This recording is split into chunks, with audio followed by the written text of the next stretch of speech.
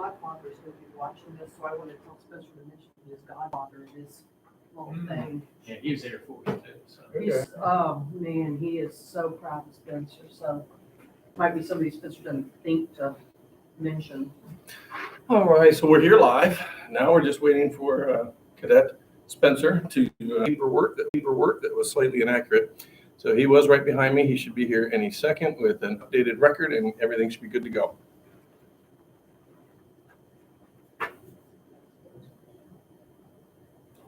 What the hell? Cadet Spencer, where'd that come from? You see it? Yes. That's why I don't want another person. He's on his way. That's Perfect. You got too much. It's just in my face up. I just can't believe it. Is there a way to unrecord?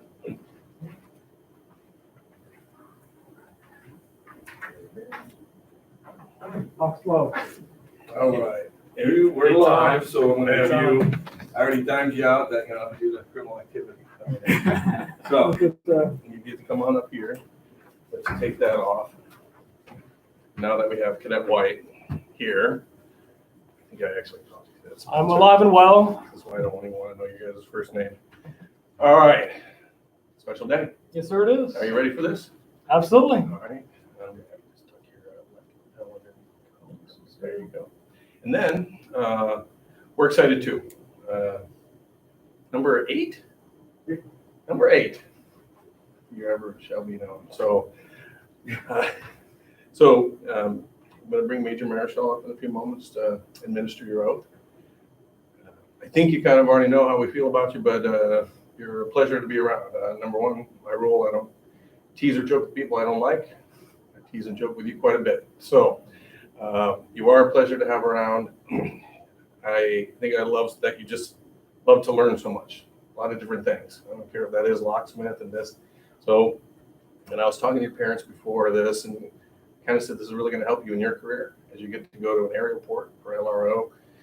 You have like 16 to 18 different areas you're going to have to learn. And for you, you're just going to smile more and absorb it more. When you're a wing commander, there's not a curve we could throw at you that, you just didn't look at us and say, copy that, I'm on it, and I'll make it happen. And that can-do attitude is going to help you a long way in the Air Force. So I'll speak a little more about you after we get you commissioned and after we have you pinned on and everything. But no, we're all very proud of you. And I'm going to bring up Major Marischal, and he's going to take it from here. Yes, sir. All right, Going to truth. This is it. Good afternoon. Of course, I'm going to stretch it out just a hair. I just want to highlight a couple of things about you, your character. I know when we first got here, for those of you who may not know, all the officers showed up at the same time. All right, we started going through a transition. I know our commander jolted the Corps slightly. So with the transition in between semesters, it was time for us to pick the next wing commander. And that time, not a lot of people came up willing to take on that difficult task. And sure enough, Cadet White was definitely willing to and was prepared. So the leadership that you showed there, that was above and beyond. So keep that up, and you're going to do great in the Air Force. Thanks, sir. Are you ready? Ready as I'm ever going to be. Let's do this. Raise your right hand and repeat after me. Yes, sir. I state your full name. I, Spencer Lawson White, Having been appointed a second lieutenant in the United States Air Force, having been appointed as second lieutenant in the United States Air Force, do solemnly swear to support and defend the Constitution do solemnly swear to support and defend the United States Constitution of the United States of the United States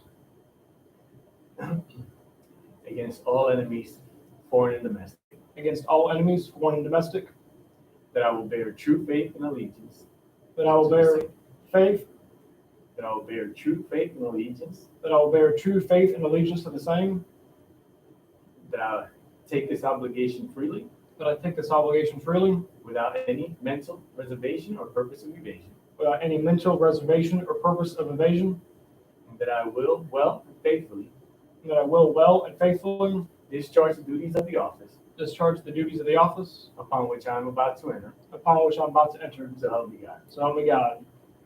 All right.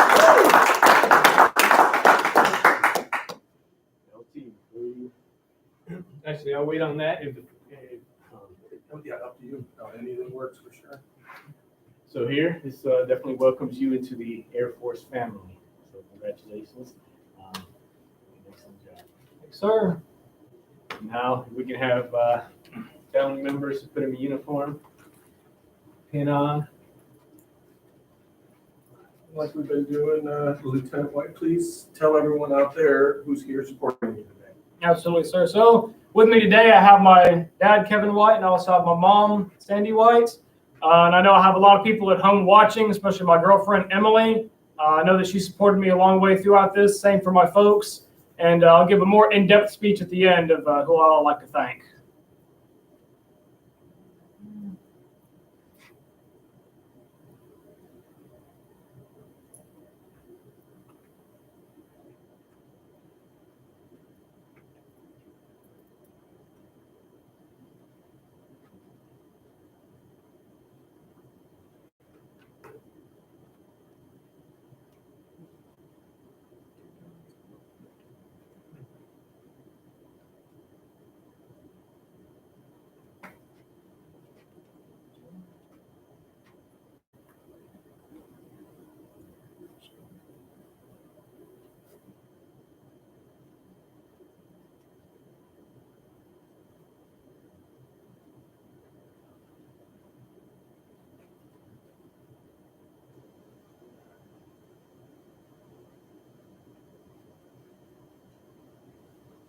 Lieutenant White.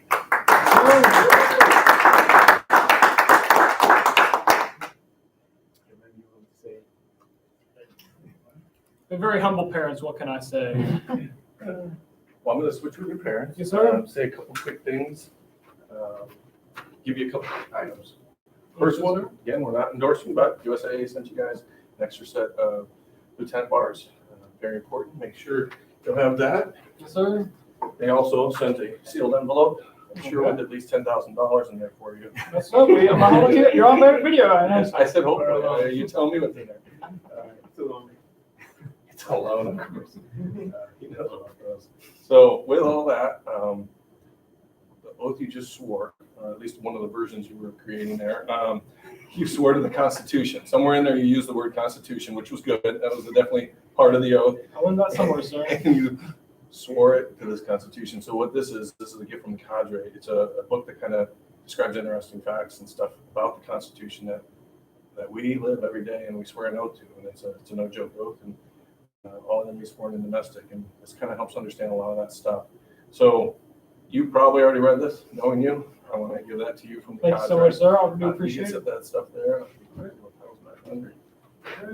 I would love to pop up. Yeah. And then I want to say just a few things. I'm going to turn the floor over to you as long as you want. Oh, that's a oof. I think I was here 5 days.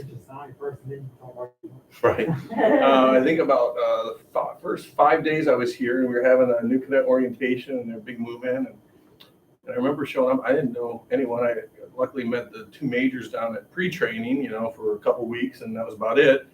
And I show up and I see a bearded short bear helping cadets get stuff into their vehicle. And I was like, that's weird. And then it kind of scared me because then I saw the vehicle that the bearded short bear was helping cadets move in with.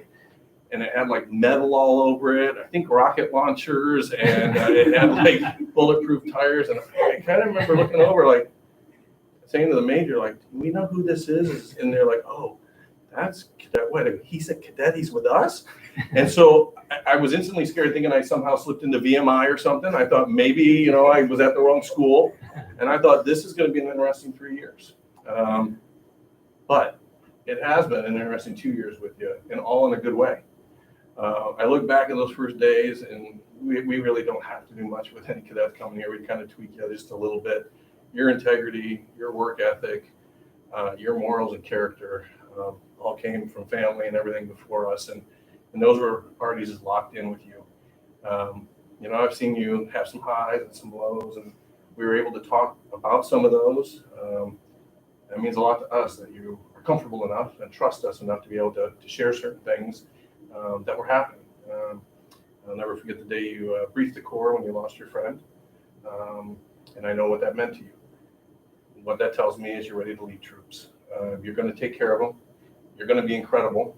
You are very lucky getting to go to an aerial port, as I was talking to your parents about. Your job, I think, is going to fit you and your personality, and I just see you really excelling at it.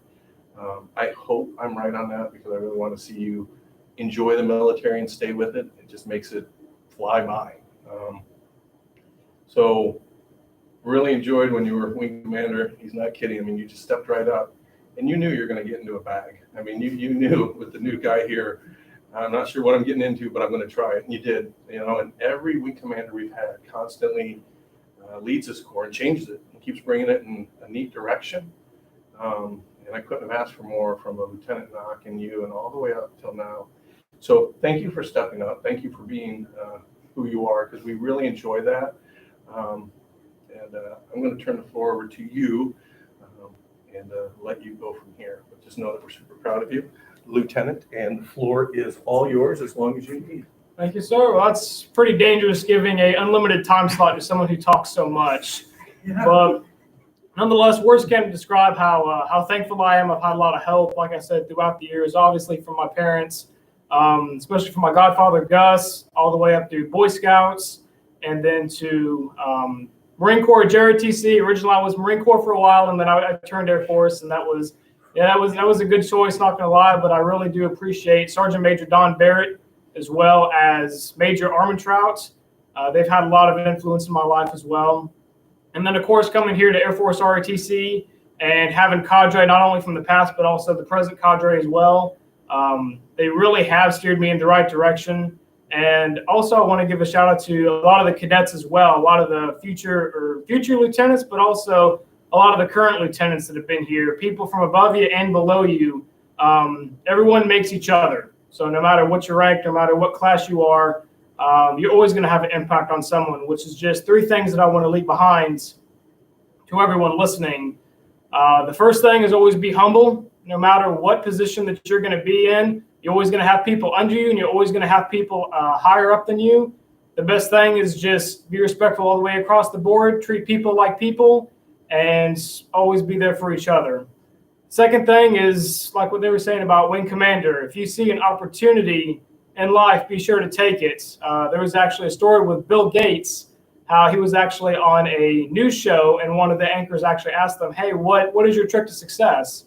And he handed her a blank check and said, hey, fill out how much you want on that check. She says, oh no, sir, I can't do that. He says, no, please, I insist. She says, sir, I respectfully have to decline.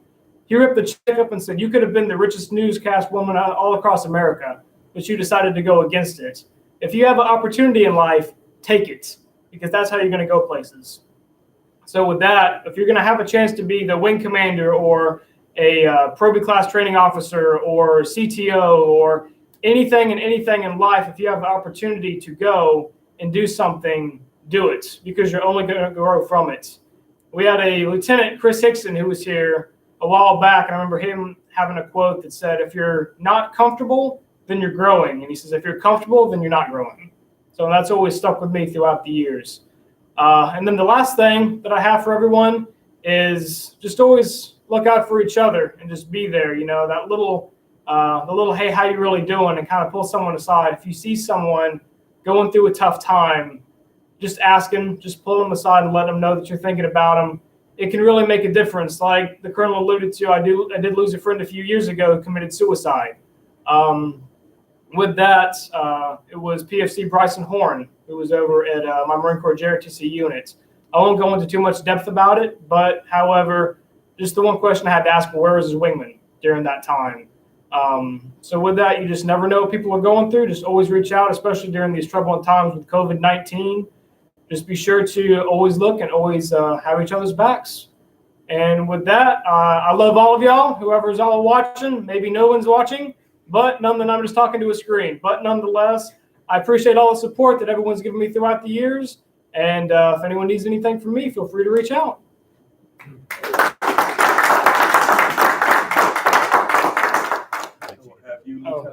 Oh, now I gotta figure out. Oh boy, now I have to figure out. Oh, the big red button that says end stream. That's it. Yes, I want to end the stream. Somebody told me I was